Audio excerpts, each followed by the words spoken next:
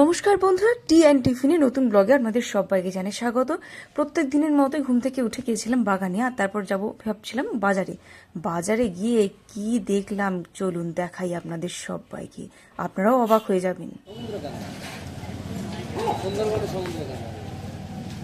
সুন্দরবনের সমুদ্র কাঁকড়া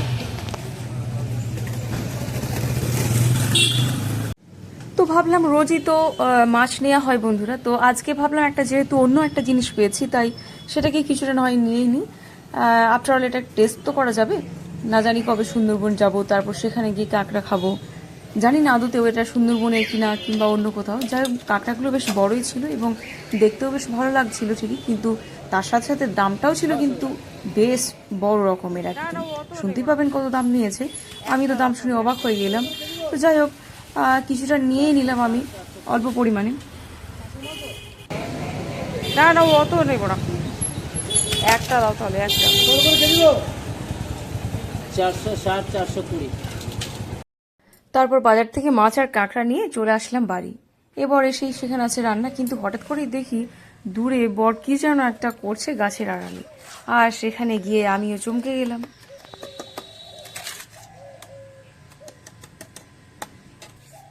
তাহলে কাজ শুরু করে দিয়েছেন? একদম।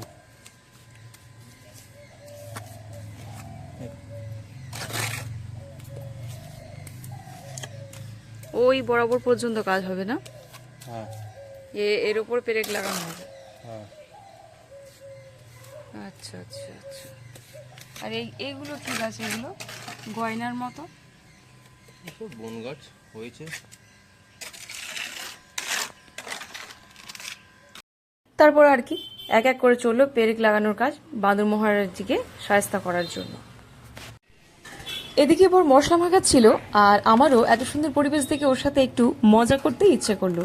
এইসব ছোট ছোট মজাগুলোই সংসারে সুখ বয়ে নিয়ে আসে, তাই না? তো ওরাও দেখুন বুঝতে পেরে গেছে। বলছি মিস্ত্রি, আজকে যে এই মশলাটা মাখাচ্ছেন এখানে, এটা কি জন্য মাখাচ্ছেন? এটা ওখানে ওই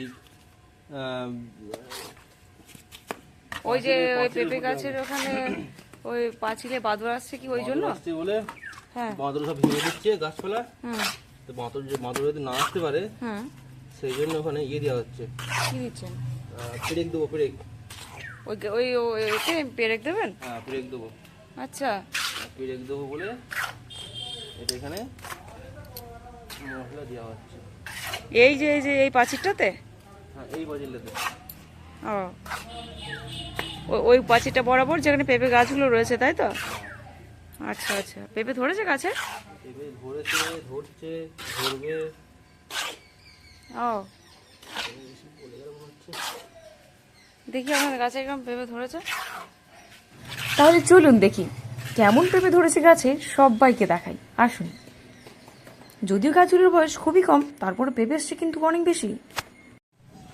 একটা কথা আছে না বন্ধুরা, যে নিজের কাজ যদি নিজে হাতে করা যায় তাহলে তার থেকে বড় আনন্দ কোনো কিছুতেই নেই। হয়তো রাজমিস্ত্রিটাকে আরো ভালো করে করানো যেত, কিন্তু এটাও যে একটা অন্যরকম এক্সপিরিয়েন্স দিল তা বলাই বাহুল্য। তো বলতে বলতে আমি চলে আসলাম বাগানের দিকে। এসে দেখি আম গাছেতে এটা কি হয়েছে। যদি কেউ জেনে থাকেন এটা কি হয়েছে অবশ্যই কমেন্টে জানাবেন, কারণ আম গাছটা অনেক যেন খারাপ হয়ে যাচ্ছে দিনের দিন। তো যাই হোক, এই শ্যাওলার কত কথা না হয় অন্য আর একদিন হবে, কেমন? দেখি ভালো থাটা একবার দেখাতে দিই। বাহ, দারুণ মাখানো হয়েছে। আসলে প্রশংসা করলে কাজের মনোযোগ আরো অনেক বেড়ে যায়, তাই না? আচ্ছা, ওরা বারবার মনে হয় আমাদের ডাকছে, চলুন আপনাদের সবাইকে একবার দেখাই ওদেরকে, আসুন। সারা দিন ওরা বাগান জুড়ে এদিক ওদিক করে, পেঁপে খায়, পেঁপে পাকলেই পেঁপে খায়। ওই দেখুন, দেখেছেন? ওই দুজনই না, কিন্তু আরো অনেকেই আছে। তারা এখন কোথায় গেছে জানি না, সকাল হলে বাগানে আসবে। ওই দেখুন পেঁপে কি অবস্থা করেছে দেখুন। বলছি, তুমি তো আজকে মিস্ত্রির কাজ করছো, তো তাই জন্য তোমার জন্য আমি একটুখানি নিয়ে এসেছি, মাছ ভাজা করে নিয়ে এসেছি, একদম ঝাল ঝাল, গরম গরম ঝাল ঝাল মাছ ভাজা। তো তুমি কি খাবে?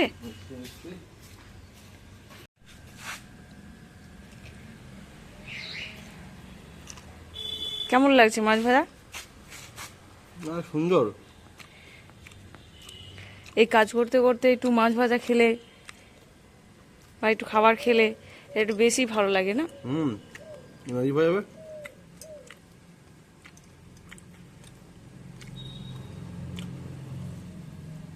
বাহ।